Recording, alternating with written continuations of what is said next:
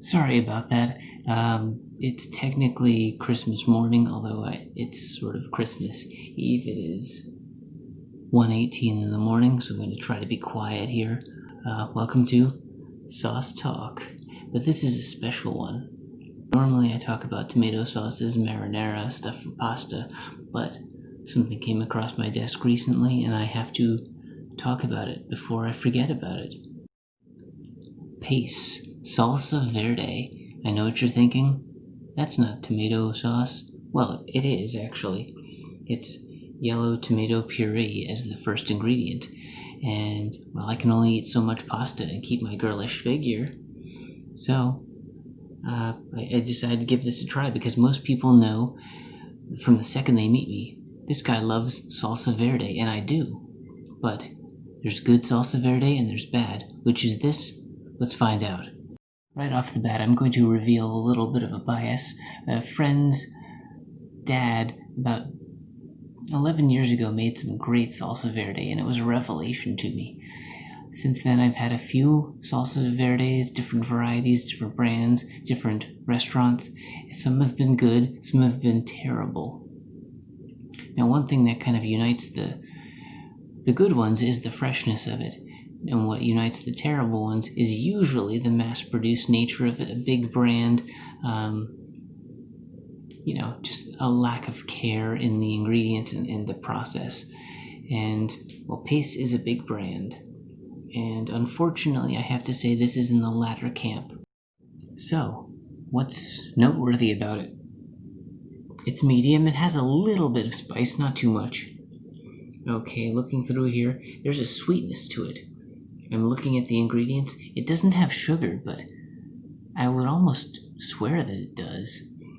It's yellow tomato puree, tomatillos, jalapeno peppers. Water is the second ingredient, so maybe it's a little watered down. You got some onion, cilantro, a little garlic, lemon juice, vinegar. I don't know, it's missing bite. It's missing something. Again, being salsa verde, and I love salsa verde, it gets a little latitude in that, but it's very bland. I would say that. I'm in the basement. I'm recording this after the fact because the Pace people have my house bugged. Alright? They can hear me upstairs. The phones, I think one of the lamps has a mic in it. I'm freaking out. They're closing in on me, but I have to get this out there. As I mentioned earlier, the first ingredient in this salsa is a yellow tomato, and it took me a few minutes to realize, oh yeah, I've had yellow tomatoes before, and they are very mild, almost bland, very flavorless in a lot of ways. But using that as your foundation, that's not going to yield a lot of flavor. Then sugar, and then tomatillos, which most good salsa verdes start and end with tomatillos. That's what makes a salsa verde. It makes it verde. It is verde. Anyway, it's a cost-cutting measure, and I think the world needs to know that. So, just clarifying an earlier statement. I would not go out of my way to find Pace salsa verde, and being a different kind of sauce, or salsa, I should say, this deserves a different rating scale, a different score. Let's get to it right now. Okay, since salsa can be spicy, and to me it should be a little spicy in most cases, I'm going to give this, out of 5, 2 spaghettis in hell.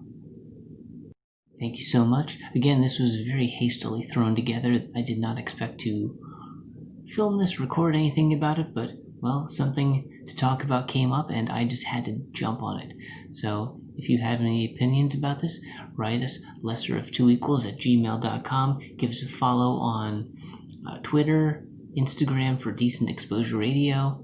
Wherever you see this, just give us a comment. Show some love, show some hate, whatever. We'll learn. And by we, I mean me. And, well, the doors have opened.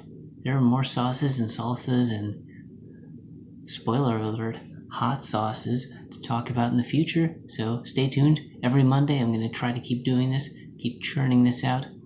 So with all that said, stay saucy.